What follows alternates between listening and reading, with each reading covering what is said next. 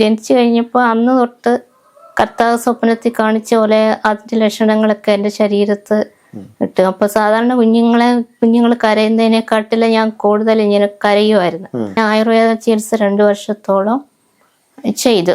പിന്നെ അത് കഴിഞ്ഞ് ഇതിൻ്റെ ഇടയ്ക്ക് പിന്നെയും ചെക്കപ്പിന് പോയി ഒരു 4ാം ക്ലാസ്സിലൊക്കെ ആയി ഞാൻ. അപ്പൊ ഈ ഒരു അസുഖത്തിന്റെ പ്രത്യേകത എന്ന് പറഞ്ഞാൽ ഇത് ഈ വർഷം ചെല്ലും തോറും ഈ രോഗത്തിന്റെ അവസ്ഥ കൂടി വരും. അപ്പൊ ഒരു 8 വയസ്സൊക്കെ കഴിഞ്ഞ് പിന്നെ എന്നെ അങ്ങനെ നടത്തിയാലൊക്കാതെ പറ്റാതെ വന്നു. പിന്നെ ഇതിന്റെ ഇടയ്ക്ക് ഈ ചെരുപ്പിന്റെ ഇത് ചെയ്യാനും നോക്കിയായിരുന്നു, ക്ലച്ചസ് ഉപയോഗിക്കാൻ പറ്റുമോന്ന്. അപ്പൊ അത് പാളയത്ത് തിരുവനന്തപുരത്ത് പോയി ചെയ്ത് അപ്പൊ അത് ഇട്ട് നോക്കിയപ്പോ അപ്പൊ അവിടെ നേഴ്സ് പറഞ്ഞ ഇത് സാധാരണ കണ്ടിട്ട് പോളിയോ വന്നവരുടെ കാല് പോലെ അല്ല, വളർച്ചയുണ്ട്. പിന്നെ അതിന്റെ പടി പിടിക്കാനുള്ള ബലം എന്റെ കൈക്കില്ല. അപ്പോഴ് എല്ലാ കുട്ടികളും എഴുന്നേറ്റ് നിന്ന് കൈകൂപ്പിയൊക്കെ നിൽക്കുമല്ലോ. അപ്പൊ പുതിയതായിട്ട് വന്ന ടീച്ചർ നോക്കുമ്പോ ഒരാള് മാത്രം ഇരുന്നുകൊണ്ട് കൈകൂപ്പുന്നു. അപ്പൊ പിന്നെ അറിയത്തില്ല കണ്ടാല്. അപ്പൊ പിന്നെ അടുത്ത് വന്നിരുന്ന് അന്നേരം ഞാൻ പിന്നെ ഇങ്ങനെ പറയും ഇതുപോലെ വയ്യ അങ്ങനെയൊക്കെ. പിന്നെ അതിൻ്റെ ഇടയ്ക്ക് കർത്താവ് എനിക്ക് കുറെ കലാപരമായിട്ടുള്ള കഴിവ് തന്നിട്ടുണ്ടായിരുന്നു. ഇപ്പൊ പടം വരയ്ക്കുക, ചിത്രത്തയ്യല്, പാഴ്വസ്തുക്കൾ കൊണ്ട് കരകൗശല വസ്തുക്കൾ നിർമ്മിക്കുക. അപ്പോഴ് കർത്താവ് തന്ന ഈ കഴിവുകൾ ഉപയോഗിച്ച് അപ്പൊ അതിൽ സന്തോഷിക്കും.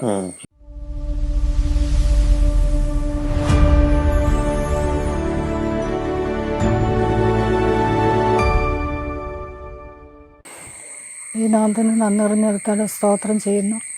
എൻ്റെ ഇളയ മോളാണ് ഷിജി അബ്രഹാം. പിന്നെ ജന്മന സ്പൈനൽ മസ്കുലർ അട്രോഫി എന്ന അസുഖബാധിതയാൽ ഞങ്ങൾ പല ആശുപത്രികളിൽ അഭയം പ്രാപിച്ചു. അവിടെ ഒന്നും ഞങ്ങൾക്കൊരു ആശ്വാസം കണ്ടെത്താൻ കഴിഞ്ഞില്ല. പിന്നെ കൂടുതലായും ദൈവത്തിനെ ആശ്രയിച്ചുകൊണ്ട് ഓരോ ദിവസങ്ങളും അവിടെ കാര്യങ്ങളെല്ലാം ചെയ്തു കൊടുക്കാൻ ദൈവം ഞങ്ങളെ ശക്തീകരിക്കുന്നുണ്ട്. പിന്നെ മൂത്ത മോളെ കുറ്റിക്കോണത്താണ് കല്യാണം കഴിച്ചേക്കുന്നത്. അവരും കുടുംബമായി സന്തോഷമായി ജീവിക്കുന്നു. പിന്നെ എൻ്റെ കുഞ്ഞിനെ നടത്തി തരണമെന്ന് ദൈവത്തിനോട് പലവട്ടം ഞാൻ പ്രാർത്ഥിക്കാറുണ്ട്.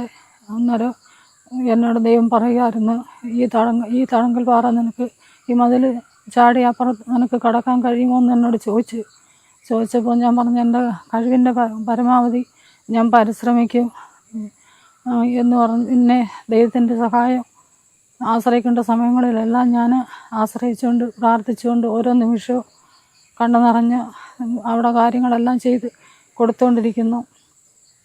എപ്പോഴെങ്കിലും ഒരു പ്രത്യേക വിഷമം തോന്നിക്കുമ്പോൾ അന്നേരം എല്ലാം കൂടുതലായും ദൈവത്തെ ആശ്രയിച്ച് ആ കാര്യം നിറവേറ്റി മുമ്പോട്ട് പോകാൻ കർത്താവ് സഹായിക്കുന്നുണ്ട്.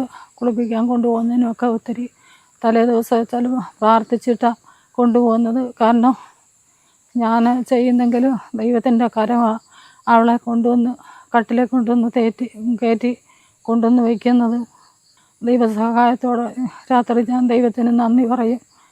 പകൽക്കാലം മൊത്തം അവിടെ കൂടെ എൻ്റെ അവിടെ കയ്യോ കാലോ തെന്നി പോകാതെ ഞാനും വീണു പോകാതെ ദൈവം എന്നെ മുറിക്കകത്ത് തിരിച്ചു കൊണ്ടുവരുന്നതും എല്ലാം എനിക്ക് ഒരുപാട് ദൈവത്തെക്കുറിച്ച് എനിക്ക് ഒരുപാട് അനുഭവങ്ങളുണ്ട്. കൂടുതലായി എനിക്ക് ദൈവം ഇങ്ങനെ ഒരു കുഞ്ഞിനെ തന്നതുകൊണ്ട് ഞാൻ കൂടുതലായി കർത്താവിനെ ആശ്രയിക്കാനും അവളെ ഗർഭിണിയായ സമയം മുതൽ ദർശനങ്ങൾ പ്രാപിക്കുന്നതായി തീരും. 19 വയസ്സിൽ ദർശനങ്ങൾ കണ്ടു തുടങ്ങി. ഇന്ന് വരെയും ദൈവം എനിക്ക് ദർശനങ്ങളാൽ കർത്താവ് എന്നെ നിറയ്ക്കുന്നുണ്ട്. രാത്രി കാലങ്ങളിൽ നല്ല ഉറക്കത്തിൽ ഓരോ ദർശനങ്ങൾ കാണുമ്പോൾ ഞെട്ടിപ്പോകത്തക്കവണ്ണം ശരീരം വിറച്ച് കുലുങ്ങത്തക്കവണ്ണമുള്ള ദർശനങ്ങൾ ദൈവം എന്നെ കാണിക്കും. അത് വെപ്രാളപ്പെട്ട് ഞാൻ പ്രാർത്ഥിക്കും, ദൈവമേ അങ്ങനൊന്നും വരുത്തരുതേ എന്ന് പ്രാർത്ഥിക്കും. ഇങ്ങനെയുള്ള കാര്യങ്ങൾ കാണിക്കുമ്പോൾ അത് സത്യമായിട്ട് തന്നെ അതങ്ങ് സംഭവിക്കുക. പിന്നെ ഈ ഷിജുമോളെ ഓർത്ത് ഞാൻ പ്രാർത്ഥിക്കുന്ന ദൈവം നടത്തി തരും എന്നുള്ള വിശ്വാസത്തിൽ ഞാൻ ഇന്നുവരെയും പ്രാർത്ഥിക്കുന്നുണ്ട്. പിന്നെ ഈ കഴിഞ്ഞിടയ്ക്കെല്ലാം ഇച്ചിരി കൂടെ നീളം വെച്ച് മുറിക്കകത്ത് നടക്കുന്നതും എല്ലാം ദൈവം എന്നെ കാണിക്കുന്നുണ്ട്. പക്ഷെ മരിക്കുന്നതിന് മുമ്പ് ദൈവം ഇത് എൻ്റെ കണ്ണി കാണിക്കണം. സമാധാനത്തോടെ യാക്കോബിൻ്റെ യോസഫിൻ്റെ ചരിത്രം പറയുന്ന പോലെ പിന്നെ മനഃശാന്തിയോടുകൂടി മരിക്കത്തക്കൊണ്ട് ദൈവം അത്ഭുതം എൻ്റെ ജീവിതത്തിൽ ഞാൻ ചെയ്യുന്നത് കണ്ടിട്ട് എനിക്ക് കർത്താവിൻ്റെ അടുത്ത് പോകുന്ന സമാധാനത്തോടെ കടന്നു പോകത്തക്കൊണ്ട് ഒരു സന്തോഷം എനിക്ക് വയസ്സുകാലത്ത് ദൈവം എനിക്ക് തരണമെന്ന് ആശിക്കുന്നു. ഞാൻ പ്രാർത്ഥിക്കുന്നു. പലരും ഞങ്ങൾക്ക് വിളിക്കുകയും പറയുകയും സംസാരിക്കുകയും ഞങ്ങളോട് ഒരുപാട് സ്നേഹിക്കുകയും ഞങ്ങൾക്ക് വേണ്ടി ഒരുപാട് പേര് പ്രാർത്ഥിക്കുകയും ഒക്കെ ചെയ്യുന്നുണ്ട്. അങ്ങനെ ഒരു നല്ലൊരു സുദിനത്തിന് വേണ്ടി ഞാൻ ദൈവത്തിനോട് ഞാൻ പ്രാർത്ഥിക്കുക. ആ സംഭവം കൂടെ എൻ്റെ കണ്ണിൽ കാണണമെന്നും തലമുറയെ തന്ന് ദൈവം അനുഗ്രഹിക്കണമെന്നും ഒക്കെ പ്രാർത്ഥിക്കുക. ഗുഡ് ന്യൂസ് ടിവിയുടെ അത്ഭുതം ഈ ജീവിതം എന്ന അനുഗ്രഹിക്കപ്പെട്ട സാക്ഷ്യ പരമ്പരയിലേക്ക് സ്വാഗതം. പുതിയ ഒരു സ്റ്റോറിയിലേക്ക് നമ്മൾ പ്രവേശിക്കുകയാണ്. സിസ്റ്റർ സിൽവിയയുടെ സ്റ്റോറി നിങ്ങൾക്കെല്ലാവർക്കും അനുഗ്രഹമായി എന്ന് കരുതുന്നു. ഇന്ന് ഒരു അസാധാരണമായ വ്യക്തിയുടെ ഭവനത്തിലാണ് ഞങ്ങളുള്ളത്.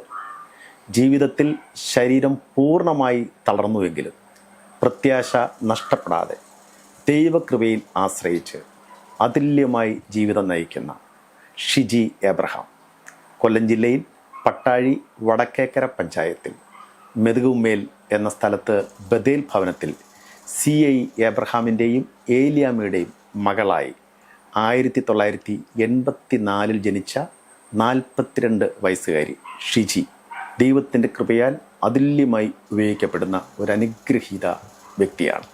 ആ പ്രിയപ്പെട്ട ദൈവദാസിയുടെ ജീവിതത്തിലേക്ക്, അനുഭവത്തിലേക്ക്, കാഴ്ചപ്പാടുകളിലേക്ക് നമുക്കൊന്നിച്ച് യാത്ര ചെയ്യാം.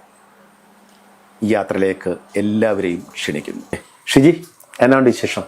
കർത്താവിന്റെ കൃപയാല് സന്തോഷമായിട്ടിരിക്കുന്നു. സന്തോഷമായിട്ടിരിക്കുന്നു. ഭക്ഷണമൊക്കെ കഴിച്ചല്ലോ അല്ലേ? ഭക്ഷണമെല്ലാം കഴിച്ചു. കുറെ നാളായിട്ട് ഈ കട്ടില തന്നെയല്ലേ? അതെ അതെ, വർഷങ്ങളായി. എങ്ങനെയാ അതിന്റെ കഥ? ഈ ഒരു മുറി തന്നെ. ഈ മുറി തന്നെയാണ്. എങ്ങനെയാണ് ഷിജി ഈ സാഹചര്യത്തിലോട്ട് എത്തിയത്? എങ്ങനെയാണ് യാത്ര ചെയ്യാൻ പറ്റാതെ ഏകദേശം ശരീരം പൂർണ്ണമായിട്ട് തളർന്ന ഒരവസ്ഥയിലോട്ട് വന്നത്? ആ കഥയൊന്ന് പറയാമോ? അത് ജന്മനാ തന്നെ ഈ സ്പൈനൽ മസ്കുലർ അട്രോഫി ലോക്കോമോട്ടർ എന്ന ശാരീരിക പ്രയാസത്തോടുകൂടെ ജനിച്ചത്. അപ്പൊ എന്റെ മാതാപിതാക്കളെ കർത്താവ് അത് സ്വപ്നത്തിൽ കാണിച്ചിരുന്നു. രണ്ടുപേരെയും കാണിച്ച് ഞാനൊരു കുഞ്ഞ് ജനിക്കാൻ പോന്നു. അപ്പൊ എന്റെ പപ്പായെ കാണിച്ച സ്വപ്നം എന്ന് പറയുന്നത് ആദ്യത്തെ കുഞ്ഞല്ലേ? അല്ല, രണ്ടാമത്തെ. എന്റെ പപ്പായെ കാണിച്ച സ്വപ്നം എന്ന് പറഞ്ഞാൽ കമന്ന് പടിഞ്ഞാറോട്ട് തലയും വെച്ചു കൊടുക്കുന്ന ഒരു പെൺകുഞ്ഞ്. എൻ്റെ മമ്മിയെ കാണിച്ച സ്വപ്നം എന്ന് പറയുന്നത് വയലരുവത്തൊരു വീട്. അപ്പൊ അവിടെ പ്രാർത്ഥന നടന്നുകൊണ്ടിരിക്കുകയാണ്. അപ്പം മൂത്ത കുഞ്ഞിനെ മമ്മി ഉറക്കി എടുക്കുന്നിടത്തോട്ട് ഒരു ഫ്രോക്ക് ഇട്ടൊരു പെൺകുഞ്ഞിനെ കൊണ്ട് കിടത്തിയേക്കുന്നു. അങ്ങനെ സ്വപ്നം കാണാനിടയായി. അപ്പോൾ പപ്പായ്ക്ക് മനസ്സിലായി എന്തോ ഒരു പ്രയാസമുള്ള കുഞ്ഞാണെന്ന്.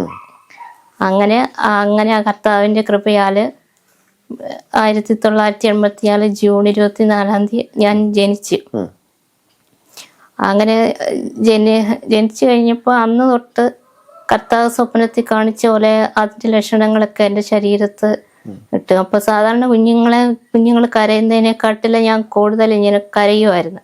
അപ്പൊ പനിയും കഫക്കെട്ടും വിറയലും ഒക്കെ തുടർച്ചയായിട്ട് ഉണ്ടായിരുന്നു. എന്നെ ആശുപത്രിയിലൊക്കെ കൊണ്ട് കാണിച്ചു. അപ്പോൾ അവിടെ കാണിച്ചിട്ടും മരുന്ന് തന്നിട്ട് ഒന്നും പ്രയാസം മാറില്ല. അപ്പൊ ഡോക്ടർ പറഞ്ഞു എന്നാൽ 90 ദിവസത്തേക്ക് കുളിപ്പിക്കാതെ ഇരിക്കാന്ന് പറഞ്ഞു. അങ്ങനെ ചെയ്തു. അത് മാറി. അത് കഴിഞ്ഞപ്പം പിന്നെ കമ്മിന്ന് വീഴുകയും മുട്ടിലഴിയെ ഇരിക്കുകയൊക്കെ ചെയ്തു. എന്നാൽ 1 വയസ്സായ ശേഷവും ഞാൻ നടക്കാൻ തുടങ്ങുമ്പോഴേ അല്പം നടന്നതിന് ശേഷം അങ്ങ് വീണു പോകുമായിരുന്നു. അങ്ങനെ ഡോക്ടറെ കാണിച്ചപ്പോൾ പറഞ്ഞു ചില കുഞ്ഞുങ്ങൾ 2 വയസ്സായതിനു ശേഷമേ നടക്കത്തുള്ളൂ എന്ന് പറഞ്ഞു. അപ്പൊ അത് പ്രതീക്ഷിച്ച് ഇരുന്ന. പക്ഷെ 2 വയസ്സായിട്ട് ഞാൻ നടന്നില്ല. അപ്പൊ പിന്നെ ഡോക്ടർ നിർദ്ദേശപ്രകാരം തിരുവനന്തപുരം SITയിൽ എന്നെ കൊണ്ടുപോയി. അപ്പൊ അവിടെ വിവിധ ടെസ്റ്റുകൾ എല്ലാം നടത്തി വ്യായാമം ചികിത്സയാണ്. പക്ഷെ ഡോക്ടർമാർക്ക് അതിനെ കണ്ടുപിടിക്കാനും പറ്റിയില്ല. പിന്നെയും ഡോക്ടർ നിർദ്ദേശിച്ച ചികിത്സയൊക്കെ ചെയ്തു. പിന്നെ എന്നിട്ട് ആ ചെക്കപ്പിനൊക്കെ പോയി. പിന്നെ അവിടെ പ്രയോജനമില്ലാഞ്ഞുകൊണ്ട് അവിടുത്തെ പിന്നെ അങ്ങ് വിട്ടു. പിന്നെ ആയുർവേദ ചികിത്സ 2 വർഷത്തോളം ചെയ്തു. പിന്നെ അത് കഴിഞ്ഞ് ഇതിൻ്റെ ഇടയ്ക്ക് പിന്നെ ഒരു പിന്നെയും ചെക്കപ്പിന് പോയി ഒരു 4-4 ക്ലാസ്സിലൊക്കെ ആയി ഞാൻ. അങ്ങനെ ആ ചെയ്തപ്പോൾ സമയത്തൊന്നും ഷിജി അല്പം പോലും നടക്കത്തൊന്നുമില്ല. അല്ല, ഞാൻ പിടിച്ചു നടത്തിയാൽ നടക്കുമായിരുന്നു. 8 വയസ്സ് വരെ നടക്കുമായിരുന്നു. അങ്ങനെ നടക്കുമായിരുന്നു. എന്നാലും ആരെങ്കിലും അറിയാതെ തൊട്ട വീണു പോവുമായിരുന്നു. എപ്പോഴും ഒരു താങ്ങ് വേണം. വേണം. ചിലപ്പോ ഇങ്ങനെ പിടിച്ച് ഭിത്തിയാൽ പിടിക്കും, അല്ലെങ്കിൽ രണ്ടുപേരും അപ്പുറം ഇപ്പുറം നിന്ന് പിടിച്ചു നടത്തുമായിരുന്നു. പിന്നെ ആ മെഡിക്കൽ കോളേജിൽ ചെന്നപ്പോ അന്നേരം 4-ാം ക്ലാസ്സിൽ പഠിച്ചുകൊണ്ടിരിക്കും. അപ്പൊ അവിടുത്തെ ഡോക്ടർമാർ ഇങ്ങനെ പരിശോധിച്ചപ്പോ മനസ്സിലായി, അന്നേരം കണ്ടുപിടിക്കുന്ന സ്പൈനൽ മസ്കുലർ അട്രോഫി, ലോക്കോമോട്ടർ എന്ന പ്രയാസമാണ്. അപ്പൊ നട്ടലിന് വളവുണ്ട്, അതിപ്പോ ഓപ്പറേഷൻ ചെയ്ത് മാറ്റാൻ പറ്റുന്നതല്ല എന്ന് പറഞ്ഞു. എന്നാൽ അവിടെ ഫിസിയോതെറാപ്പി, വ്യായാമം, പല ചികിത്സകളും ഡോക്ടർമാർ ചെയ്ത് നോക്കി. അന്ന് ഇതിന്റെ മരുന്നൊന്നും കണ്ടുപിടിച്ചിട്ടുള്ള സമയമല്ല, അന്ന് വന്നിട്ടില്ല. അപ്പൊ അന്നത്തെ ഇത് വെച്ച് അപ്പം വിറയലും ഒക്കെ ഉള്ളതിന് അതിന്റെ വിറ്റാമിനും കാൽസ്യം ഗുളിയൊക്കെ തന്നു നോക്കി. പക്ഷെ അതുകൊണ്ടും പ്രയോജനമൊന്നും ഉണ്ടായില്ല. അപ്പൊ ഈ ഒരു അസുഖത്തിന്റെ പ്രത്യേകത എന്ന് പറഞ്ഞാൽ ഇത് ഈ വർഷം ചെല്ലും തോറും ഈ രോഗത്തിന്റെ അവസ്ഥ കൂടി വരും. അപ്പൊ ഒരു 8 വയസ്സൊക്കെ കഴിഞ്ഞ് പിന്നെ എന്നെ അങ്ങനെ നടത്തിയാലൊക്കാതെ പറ്റാതെ വന്നു. അപ്പൊ പിന്നെ പപ്പ 7-ാം ക്ലാസ് വരെ എന്നെ പഠിപ്പിച്ചായിരുന്നു സൈക്കിളില്. പിന്നെ അതിനുശേഷം പഠിപ്പിക്കാന് എന്റെ ശാരീരിക സ്ഥിതി സൈക്കിളെ കൊണ്ടുപോകാനുള്ള പ്രയാസമൊക്കെ കൊണ്ടുവരുന്നു. പിന്നെ ഹൈസ്കൂൾ അങ്ങ് ദൂരെയായിരുന്നു. അപ്പൊ കൊണ്ടുപോകാന് പിന്നെ ഒക്കത്തില്ല. അങ്ങനെ സ്കൂൾ ജീവിതം കഴിച്ചു. ഈ സ്കൂളിലൊക്കെ പപ്പ കൊണ്ടുവിട്ടിട്ട് പപ്പ പോരുമോ അതോ എങ്ങനെയായിരുന്നു അന്നേരം? അപ്പൊ 8 വയസ്സ് വരെ ഞാൻ നടക്കുമായിരുന്നല്ലോ.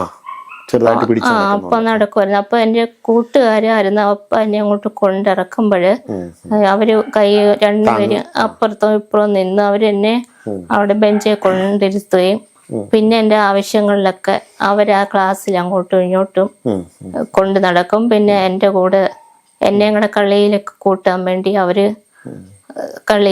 കളിക്കാൻ എന്നെ കരുതൽ തന്നിരുന്നു. ഇരുന്നുകൊണ്ടുള്ള കളി കളിക്കുമായിരുന്നു. പിന്നെ അതുപോലെ പപ്പായ്ക്ക് തയ്യൽക്കടയായിരുന്നു. അപ്പൊ എന്റെ പഠന ആവശ്യത്തിന് തന്നെ സ്കൂളിന്റെ അടുത്ത് തന്നെ ആയിരുന്നു. അപ്പൊ ചില സമയത്ത് സ്കൂൾ 5 മിനിറ്റ് നേരത്തെ വിടുവോ, അല്ലെങ്കിൽ ചിലപ്പം പപ്പായ തുണി ആരെങ്കിലും അന്നേരം ആയിരിക്കും ചിലപ്പോ കൊണ്ടുവരുന്നേ. അപ്പൊ ഈ താമസിക്കുന്ന സമയത്ത് ആരും പറയാതെ തന്നെ എന്റെ കൂട്ടുകാര് ആരെങ്കിലും ഒക്കെ എന്റെ കൂടെ നിൽക്കും.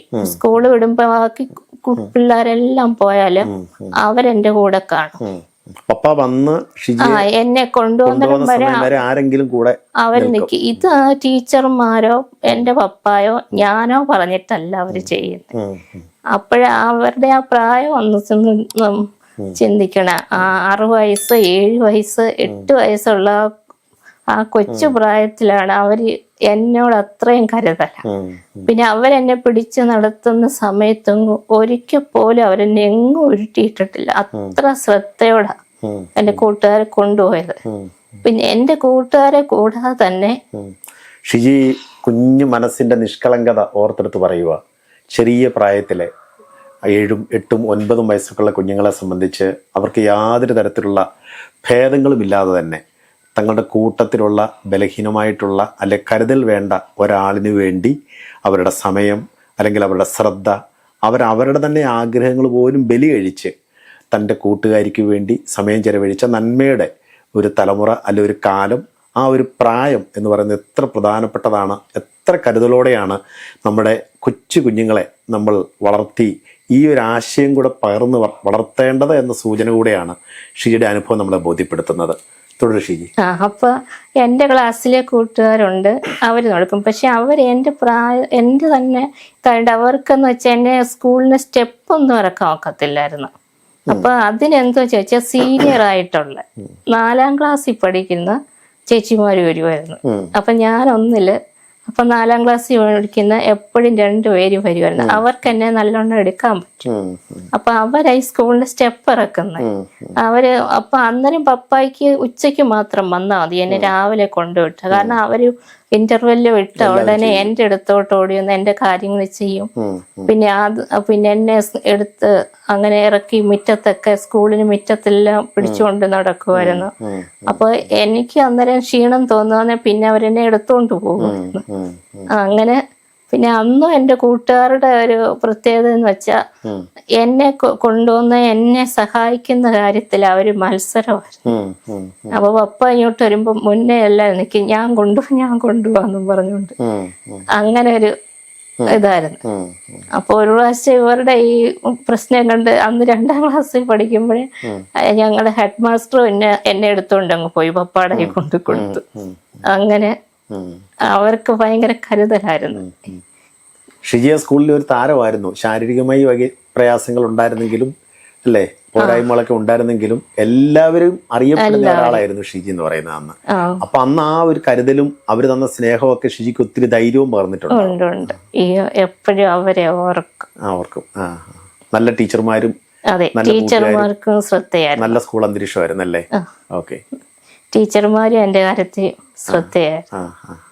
പപ്പ ഈ തയ്യലിന്റെ കടയെന്ന് പറയുന്നത് സ്കൂളിന് അടുത്തിട്ടെന്ന് പറഞ്ഞില്ലേ, അവിടെ തന്നെ ആയിരുന്നു? അത് ഷിജിക്ക് വേണ്ടി അങ്ങോട്ട് കടയിട്ടതാ? എനിക്ക് വേണ്ടി അവിടെ അങ്ങോട്ട് ഇട്ടതാ. എന്നെ 1ാം ക്ലാസ്സിലാക്കിയപ്പോഴും വേറെ സ്ഥലത്തായിരുന്നു, ഏനാത്തായിരുന്നു, നോക്കാനും കാണാനും കൂടെ. അത് സ്കൂളിനടുത്ത് വെച്ചതാ. ഓക്കെ. അങ്ങനെ ആ ഒരു കാലം അങ്ങോട്ട് കഴിഞ്ഞു പോയി. പിന്നെ അംഗൻവാടി പഠിച്ചപ്പോ മമ്മി എന്നെ എടുത്തോണ്ട് പോയി. അതന്നേരം അടുത്തായിരുന്നു, എടുത്തോണ്ട് പോയാൽ മതിയായിരുന്നു. ഓക്കെ. അതിന്റെ സ്കൂൾ അങ്ങോട്ട് കഴിഞ്ഞ് മുന്നോട്ട് പോയിട്ട് 4ാം ക്ലാസ് കഴിഞ്ഞ് 4ാം ക്ലാസ് കഴിഞ്ഞ് പിന്നെ അതിന്റെ ഇടയ്ക്ക് മെഡിക്കൽ കോളേജിലൊക്കെ പോയത്. പിന്നെ ഇതിന്റെ ഇടയ്ക്ക് ഈ ചെരുപ്പിന്റെ ഇത് ചെയ്യാനും നോക്കിയായിരുന്നു, ക്ലച്ചസ് ഉപയോഗിക്കാൻ പറ്റുമോന്ന്. അപ്പൊ അത് പാളയത്ത് തിരുവനന്തപുരത്ത് പോയി ചെയ്ത്, അപ്പൊ അത് ഇട്ട് നോക്കിയപ്പോ അപ്പൊ അവിടെ ഒരു നേഴ്സ് പറഞ്ഞ ഇത് സാധാരണ കണ്ടിട്ട് പോളിയോ വന്നവരുടെ കാല് പോലെ അല്ല, വളർച്ചയുണ്ട്. പിന്നെ അതിന്റെ ആ പടി പിടിക്കാനുള്ള വില എന്റെ കൈക്കില്ല. അപ്പൊ പറഞ്ഞു ഡോക്ടറെ കൊണ്ട് പരിശോധിപ്പിച്ചിട്ടേ ഇടാവെന്ന് പറഞ്ഞു. ഡോക്ടർ പറഞ്ഞു ചെരുപ്പ് ഉപയോഗിക്കാൻ ഒക്കത്തില്ല. അപ്പൊ അത് ഇത് പിടിക്കാനുള്ള വില എന്റെ കൈക്കില്ല. പിന്നെ എന്റെ കാല് വളർച്ചയുള്ളത് കൊണ്ട് വളർച്ചയെ ബാധിക്കുന്നു. അപ്പൊ എന്നെ സാധാരണ കണ്ടാല് നടക്കാൻ വയ്യാന്ന് തിരിച്ചറിയത്തില്ല. അങ്ങനെ ടീച്ചർമാർക്കൊക്കെ പുതിയതായിട്ട് വരുന്നവർക്കൊക്കെ അബദ്ധം പറ്റിയിട്ടുണ്ട്. അപ്പൊ ഈ സ്കൂളിലെ ഈശ്വര പ്രാർത്ഥനയൊക്കെ രാവിലെയൊക്കെ വെക്കുമ്പോൾ എല്ലാ കുട്ടികളും എഴുന്നേറ്റ് നിന്ന് കൈകൂപ്പിയൊക്കെ നിൽക്കുമല്ലോ. അപ്പൊ പുതിയതായിട്ട് വന്ന ടീച്ചർ നോക്കുമ്പോ ഒരാള് മാത്രം ഇരുന്നുകൊണ്ട് കൈകൂപ്പുന്നു. അപ്പൊ പിന്നെ അറിയത്തില്ല കണ്ടാല്. അപ്പൊ പിന്നെ അടുത്ത് വന്നിരുന്ന് അന്നേരം ഞാൻ പിന്നെ ഇങ്ങനെ പറയും ഇതുപോലെ വയ്യ അങ്ങനെയൊക്കെ. അന്ന് പിന്നെ അങ്ങനെ പിന്നെ ചെരുപ്പിന്റെ ഇത് നടക്കത്തില്ലെന്നായി. അത് ഒക്കത്തില്ലെന്ന് പറഞ്ഞു. അപ്പൊ അതിന് ബലം വേണം. പിന്നെ അത് കഴിഞ്ഞ് മുന്നോട്ട് പോകും. പിന്നെ 7ാം ക്ലാസ് വരെ സ്കൂളിൽ പോയി. പിന്നെ ദൂരെ ആയതുകൊണ്ട് ഈ 7ാം ക്ലാസ് വരെ ഒറ്റ സ്കൂൾ തന്നെയായിരുന്നു? അല്ല, ULPs അത് 1 വരെ 4 വരെ. പിന്നെ സെന്റ് പോൾസ് UPS അടുത്ത് തന്നെ. പക്ഷെ കൂട്ടുകാരെല്ലാം മാറി. അല്ല, ഇവര് ഉണ്ടായിരുന്നു, ഡിവിഷൻ മാറി. 5-ലായപ്പോ കുറെ പുതിയ കൂട്ടുകാരെ കിട്ടി. കുറച്ച് പഴയ കൂട്ടുകാരും ഉണ്ട്. ഓക്കെ. അപ്പൊ ആ ഒരു അന്തരീക്ഷം എങ്ങനെയായിരുന്നു ആ ഒരു കാലഘട്ടം? 5 തൊട്ടുള്ള 5, 6, 7? 5 തൊട്ടും എല്ലാരും അന്ന് എന്റെ സൗകര്യത്തിന് വേണ്ടി തന്നെ 5-ലും 6-ലും ഒരു ക്ലാസ് റൂം തന്നെ അധ്യാപകർ അത് ക്രമീകരിച്ചു തന്നെ. അപ്പൊ എന്നെ കൊണ്ടിരുത്താനുള്ള ഇതില്. പിന്നെ 7ാം ക്ലാസ്സിൽ വന്നിട്ടേ മാറിയിട്ടുള്ളായിരുന്നു. പിന്നെ ഈ അത്യാവശ്യത്തിന് പഠിപ്പിച്ച് തീർക്കാനൊക്കെ ഉള്ളപ്പോഴാന്നേലും ഞാനുണ്ടെങ്കിൽ സാറുമാരല്ല എന്റെ ക്ലാസ്സിലോട്ട് കൂട്ടുകാർ മറ്റുള്ള ഡിവിഷനിൽ കൊണ്ടുവരത്തുള്ളൂ. അങ്ങനെയൊക്കെ അധ്യാപകരുടെ കരുതലും ഉണ്ടായിരുന്നു. അങ്ങനെയാണ് സ്കൂൾ വിദ്യാഭ്യാസം. 7ാം ക്ലാസ് വരെ പഠിച്ചു. പിന്നെ അത് കഴിഞ്ഞിട്ട് പിന്നെ സ്കൂൾ പഠനത്തിന് അത് ഉപേക്ഷിക്കേണ്ടി വന്നു. എന്താ കാരണം? അത് എന്റെ സൈക്കിളിൽ അങ്ങ് വരെ ഇരിക്കാൻ അപ്പോഴത്തേന് ശാരീരിക പ്രയാസം, ശരീരം കുറച്ച് വളർന്നു, ബലം കുറഞ്ഞു. പിന്നെ ഭവനം സാമ്പത്തികമായിട്ട് പിന്നോക്കാവസ്ഥയിലായതുകൊണ്ട് മറ്റു വാഹന സൗകര്യം ഒന്നും പറ്റത്തില്ല, ഏർപ്പെടുത്താനും പറ്റത്തില്ല. അങ്ങനെയായിരുന്നു സ്കൂൾ ജീവിതമൊക്കെ. അപ്പോൾ പിന്നെ ആ 7ാം ക്ലാസ്സിന് ശേഷം എന്തായിരുന്നു പിന്നെ ചെയ്തത്? എവിടെയായിരുന്നു പിന്നെ ഷിജി? അന്നേരം എന്ന് വെച്ചാൽ പിന്നെ പപ്പ ഡബിൾ ടാപ്പിങ്ങിന് പോയിരുന്നു. അപ്പൊ ആ സമയത്ത് മമ്മി പാലെടുക്കാൻ പോകുമായിരുന്നു. അപ്പൊ എന്നെ മമ്മി രാവിലെ ഒരു കട്ടിലെ എടുത്ത് വെച്ചിട്ട് പോകും. അപ്പൊ ഞാൻ മാത്രമേ ഉള്ളൂ ഇവിടെ. അപ്പോഴിരിക്കുമ്പോ ഞാന് പുതിയ നിയമം ഇങ്ങനെ എടുത്ത്, ഒരു പുതിയ നിയമം അവിടെ ഉണ്ടായിരുന്നു, ബൈബിൾ ഇങ്ങനെ എടുത്ത് വായിക്കുമായിരുന്നു. ആ സമയത്തൊന്നും എനിക്ക് ഒന്നും മനസ്സിലായില്ലേലും ഒന്നും അറിയത്തില്ലേലും ഞാനിങ്ങനെ ക്രമമായിട്ട് വായിച്ചുകൊണ്ടിരിക്കുവായിരുന്നു. ഷിജി ഇപ്പൊ പറഞ്ഞല്ലോ, ഷിജിയെ 7ാം ക്ലാസ് വരെ ഷിജി സ്കൂളിൽ പഠിച്ചു. അത് കഴിഞ്ഞിട്ട് പഠനത്തിന് സ്കൂളിൽ പോകാൻ പറ്റിയില്ല എന്ന് പറഞ്ഞാൽ പിന്നെ ഷിജിയുടെ ലോകം എന്ന് പറയുന്നത് ഈ കട്ടിലാണ്. ഷിജിയെ അമ്മ കുളിപ്പിച്ച് ഒരുക്കി കട്ടിൽ രാവിലെ ഇരുത്തിയിട്ട് താൻ പുറത്തേക്ക് ജോലിക്കൊക്കെ ആയിട്ട് പോകും. നമുക്ക് ചിലപ്പോൾ ഇത് കാണുമ്പോൾ തോന്നും ഷിജി ഇങ്ങനെ സ്റ്റിഫായിട്ടിരിക്കുന്നു, തലയൊന്നും തിരിക്കുന്നില്ല, ഇങ്ങനെ ഹാർഡായിട്ടിരുന്നാണല്ലോ സംസാരിക്കുന്നതെന്ന്. ഷിജിയുടെ ലോകമേ എന്ന് പറയുന്നത് ഈ കട്ടിലാണ്. ഈ കട്ടിലിൽ തന്നെ ഷിജിക്ക് അങ്ങോട്ടും ഇങ്ങോട്ടും നീങ്ങണമെങ്കിൽ ഇതിലിട്ടിരിക്കുന്നൊരു പായുണ്ട്. ഈ പായൽ തന്നെയുള്ള നന്നായിട്ട് കടുപ്പിച്ച് പിടിച്ച് ശരീരം ചലിപ്പിച്ച് മാറ്റാൻ പറ്റത്തുള്ളൂ. അല്ലെങ്കിൽ തൻ്റെ പിതാവോ മാതാവോ വന്ന് തന്നെ കട്ടിലിൽ നിന്ന് പൊക്കിയെടുത്ത് വേണം പുറത്തേക്ക് കൊണ്ടുപോകാനായിട്ട്. അങ്ങനൊരു ലോകം തീർത്ത, നമ്മളൊരു പക്ഷേ അങ്ങനെയുള്ളവരെ അപൂർവമായിട്ടേ കണ്ടു കാണത്തുള്ളൂ. കട്ടിൽ മാത്രം ലോകമാക്കി കഴിയുന്ന 7ാം ക്ലാസ് മുതൽ അതിനുശേഷം കട്ടിലാണ് തൻ്റെ ലോകം എന്ന നിലയിൽ ആ ലോകത്ത് ജീവിക്കുന്ന ഷിജിയുമായിട്ടാണ് നമ്മളിപ്പോൾ സംസാരിച്ച് മുന്നോട്ട് പോകുന്നത്. അപ്പോൾ ഷിജി കട്ടിലിൽ താൻ പുതിയ നിയമം വായിച്ചു തുടങ്ങിയ ചരിത്രമാണ് പറഞ്ഞത്. തുടരുന്നു. അപ്പോഴേ അന്നേരത്തെ ദൈവത്തിന്റെ ഒരു കരുതലും കൂടെ ഞാൻ പറയും. അപ്പൊ ഇതിനകത്തായോണ്ട് ഈ പിന്നെ അല്ലാതുള്ളപ്പോഴേക്ക് ഈ ചേര അങ്ങനെയുള്ളതൊക്കെ വരുമായിരുന്നു. പക്ഷെ ഞാൻ തനിച്ചുള്ളപ്പോഴും ഒരിക്കൽ പോലും ഒരു ചേരയോ പഴുതാരയോ ഒന്നും എൻ്റെ അടുക്കൽ വരാതെ കർത്താവിനെ കാത്തു സൂക്ഷിച്ചു. അല്ലാതുള്ള സമയം പപ്പായും മമ്മിയും ഉള്ളപ്പോഴൊക്കെ വന്നിട്ടുണ്ട്, എൻ്റെ ചേച്ചി ഉള്ളപ്പോഴും വന്നിട്ടുണ്ട്. അപ്പോഴൊക്കെ എന്നെ ചേച്ചി എടുത്തോണ്ട് മുറ്റത്തൊക്കെ ഇറങ്ങിപ്പോയിട്ടുണ്ട്. പക്ഷെ ഞാൻ തനിച്ചുള്ളപ്പോഴ് ഇതൊന്നും വരാതെ ദൈവത്തിന്റെ വലിയ കരുതൽ, ദൂതന്മാരുടെ കാവലിൽ ഇങ്ങനെ നിർത്തി എന്ന് പറയുന്നതിന്റെ യഥാർത്ഥ അനുഭവം. ഇവിടെ അന്നേരം അടുത്ത് വീടുമില്ല, ഞാൻ ഉറക്കെ വിളിച്ചാലും കേൾക്കാൻ ആരുമില്ല. ഇല്ല.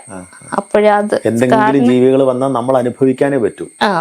നമുക്കൊന്നും തിരിച്ചു ചെയ്യാൻ ആരോഗ്യമില്ല. അതെ, ഇത് എലിയൊക്കെ ഉള്ളത് കൊണ്ട് ഈ നിശബ്ദമായിട്ട് കിടക്കുമ്പോഴാ അത് കയറി വരാനും സാധ്യത. അപ്പോൾ ഒത്തിരി നിശബ്ദതയുള്ള സമയമായിരുന്നു. അപ്പൊ അതൊക്കെ ഞാൻ ഓർക്കും. കർത്താവിന്റെ വലിയ കരുതൽ.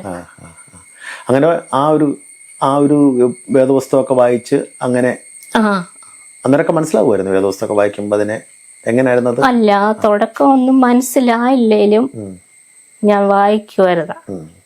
അപ്പൊ ബൈബിളിനെ കുറിച്ചൊരു ചിത്രം മനസ്സിലാക്കാൻ കുഞ്ഞിലെ തന്നെ പ്രസംഗങ്ങളൊക്കെ കേൾക്കുമ്പോ എനിക്ക് ഇഷ്ടമായിരുന്നു. അതിൽ ബൈബിൾ സംബന്ധമായ മാസികകള് അതൊക്കെ വായിക്കുമായിരുന്നു. വായിക്കാനൊരു ഇഷ്ടം ഉണ്ടായിരുന്നു. പിന്നെ അതിൻ്റെ ഇടയ്ക്ക് കർത്താവ് എനിക്ക് കുറെ കലാപരമായിട്ടുള്ള കഴിവ് തന്നിട്ടുണ്ടായിരുന്നു. ഇപ്പൊ പടം വരയ്ക്കുക, ചിത്രത്തയ്യല്, പാഴ്വസ്തുക്കൾ കൊണ്ട് കരകൗശല വസ്തുക്കൾ നിർമ്മിക്കുക. അപ്പോഴേ കർത്താവ് തന്ന ഈ കഴിവുകൾ ഉപയോഗിച്ച് അപ്പൊ അതിൽ സന്തോഷിക്കും. പടമൊക്കെ വരയ്ക്കാനായിട്ട് തന്നെ വരയ്ക്കുമായിരുന്നു. പഠിപ്പിച്ചിട്ടില്ല. അങ്ങനെ ചെയ്യുമായിരുന്നു. അതിനകത്തൊക്കെ സന്തോഷം കണ്ടെത്തി. അതെ, സന്തോഷം കണ്ടെത്തി.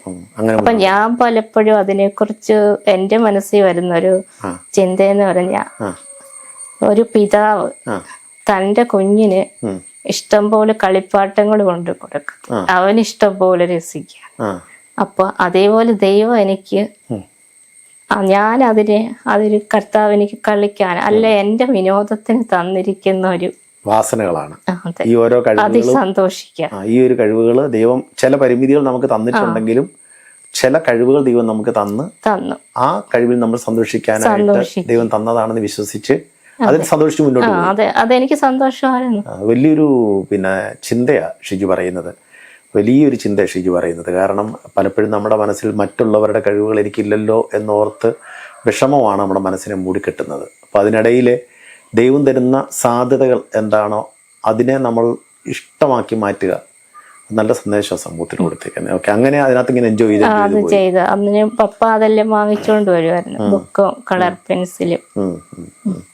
പിന്നെ പപ്പായ്ക്ക് എന്നെ എടുത്തോണ്ട് നടക്കാൻ പറ്റുന്ന ആ സമയം വരെ, അധികം എൻ്റെ ആരോഗ്യസ്ഥിതി മോശമാകുന്നതിനും വരെ ഈ സഭായങ്ങൾക്കും ഭവന പ്രാർത്ഥനയ്ക്കും കൺവെൻഷനും ഒക്കെ കൊണ്ടുപോകായിരുന്നു. അപ്പൊ അതിലൊന്നും എനിക്ക് നടക്കാൻ വയ്യാന്ന് ഉള്ള ദുഃഖം തോന്നിയിട്ടില്ല. എന്നെ പപ്പായ്ക്കാവുന്നിടത്തോളം കൊണ്ട് കാണിച്ചിട്ടൊക്കെ എല്ലായിടത്തും കൊണ്ടുപോയിട്ടുണ്ട്. അങ്ങനെയായിരുന്നു ആ ഒരു കാലം എന്നൊക്കെ പറയുന്നത്. ഒരു കൗമാരകാലം എന്നൊക്കെ പറയുന്നത് അല്ലേ. കൗമാരകാലത്തിലൊക്കെ അങ്ങനെയാണ് നമ്മൾ മുന്നോട്ട് പോയത്. അപ്പൊ ആ സമയത്തൊക്കെ ഈ മരുന്നുകളോ മറ്റ് ചികിത്സകളോ അതൊക്കെ ഉണ്ടായിരുന്നു? അന്ന് മെഡിക്കൽ കോളേജിൽ ചെന്ന മരുന്നുണ്ടായിരുന്നു, വിറ്റാമിൻ ഗുളിക ഒക്കെ ഉണ്ടായിരുന്നു, ആരോഗ്യം നിലനിർത്താൻ വേണ്ടുന്നത് ഉണ്ടായിരുന്നു. ഓക്കെ, പിന്നെ അങ്ങനെയാണ് ആ കാലം മുന്നോട്ട് പോയത്. അങ്ങനെ ഈ വേദപുസ്തക വായനയിലും ദൈവം തന്നിട്ടുള്ള ഈ പ്രത്യേക കഴിവുകളിലുമൊക്കെ നമ്മൾ ആനന്ദം കണ്ടെത്തി, അതിനകത്ത് സന്തോഷം കണ്ടെത്തി മുന്നോട്ട് പോകുന്ന ഒരുപാട് പടങ്ങളൊക്കെ വരച്ച്, ഈ പടങ്ങളൊക്കെ വരച്ചതൊക്കെ മറ്റുള്ളവർ കാണുകയൊക്കെ ചെയ്യാൻ കണ്ടിട്ടൊക്കെ അവരെന്താ പറഞ്ഞത്? അവർക്ക് സന്തോഷം, അവരെ അത്ഭുതപ്പെടുത്താനായിട്ട് കഴിയും. എൻ്റെ കൂട്ടുകാർക്കാന്നേലും അന്ന് അവർക്ക് ഈ പടം വരയ്ക്ക് അതുകൊണ്ട് എന്നെ പെട്ടെന്ന് അവരറിയുന്നുണ്ട്. സന്തോഷം. ഇപ്പൊ 7ാം ക്ലാസ്സിൽ പഠിച്ചോണ്ടിരുന്നപ്പോഴേ എനിക്ക് ചിത്രരചനയിലൊക്കെ ഫസ്റ്റ് കിട്ടി. പിന്നെ ഈ ഡ്രോയിങ് ചെയ്യുമ്പോഴെല്ലാം കൂട്ടുകാർ എൻ്റെ അടുത്ത് കൊണ്ടുവന്ന് വരപ്പിക്കുന്നത്. അപ്പൊ വരച്ചു വരുമ്പോ പറ്റുന്ന കാര്യം എന്ന് വെച്ചാൽ ഞാനും വരയ്ക്കും അവരും വരയ്ക്കും. മാർക്കിടുമ്പോ അവർക്ക് എളുപ്പം കൂടുതൽ. എത്ര അത്ഭുതകരമാണ് ഷിജിയുടെ ജീവിതത്തിന്റെ ഇതുവരെയുള്ള കഥകൾ നമ്മൾ കേൾക്കുമ്പോൾ.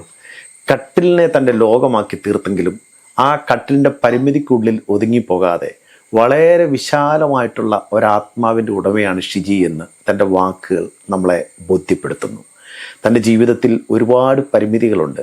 ആ പരിമിതികളെ ഓർത്ത് പരിതപിച്ച് തനിക്ക് കണ്ണുനീരൊഴുക്കി കഴിയാൻ കഴിയുന്ന സാഹചര്യങ്ങൾ ഉള്ളപ്പോൾ തനിക്ക് ദൈവം കൊടുത്തിട്ടുള്ള മറ്റ് ചില കഴിവുകൾ, അത് കരകൗശല വസ്തുക്കൾ ഉണ്ടാക്കാൻ, ചിത്രങ്ങൾ വരയ്ക്കാൻ ഒക്കെയുള്ള കഴിവുകളെ ഫലപ്രദമായിട്ട് ഉപയോഗിച്ച് അത് കർത്താവ് ഷിജിക്ക് കളിക്കാൻ കൊടുത്ത കളിപ്പാട്ട സമാനമായിട്ടുള്ള അനുഭവമാണ് എന്ന് തിരിച്ചറിഞ്ഞ് വളരെ പോസിറ്റീവായിട്ട് തൻ്റെ ജീവിതത്തെ കെട്ടിപ്പടുത്ത് ഉയർത്തി മുന്നോട്ട് കൊണ്ടുപോയ ഷിജിയോടൊപ്പമുള്ള ഈ യാത്ര തീർച്ചയായിട്ടും ഓരോ കേൾവിക്കാർക്കും പുത്തൻ അനുഭവങ്ങൾ തരുന്നുണ്ടെന്ന് കരുതുകയാണ്.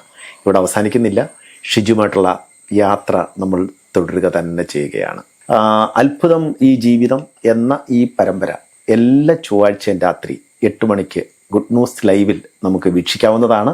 നിങ്ങൾ ഇത് വീക്ഷിക്കണം, ഈ ചാനൽ സബ്സ്ക്രൈബ് ചെയ്യണം, ഈ ലിങ്ക് മറ്റുള്ളവർക്ക് ഷെയർ ചെയ്ത് അവരുടെ ജീവിതത്തിനും പ്രതീക്ഷയും പ്രത്യാശയും, ഒരുപക്ഷെ ജീവിതത്തിൽ ഒരുപാട് പ്രതിസന്ധികളിലൂടെയും പോരാട്ടങ്ങളിലൂടെയും കടന്നു പോകുന്നവർക്ക് ധൈര്യം പകരാൻ കഴിയുന്ന ഈ അനുഗ്രഹിക്കപ്പെട്ട അനുഭവങ്ങൾ കൈമാറുന്നത് ധാരാളം പേരുടെ ജീവിതത്തിന് ചൈതന്യം പകരാൻ ഇടയാകും. നിങ്ങളുടെ ഒരു ദൗത്യമായിട്ട് അതിനെ ഏറ്റെടുക്കണം. എല്ലാ ചൊവ്വാഴ്ചയും രാത്രി 8 മണി ഗുഡ് ന്യൂസ് ലൈവ്.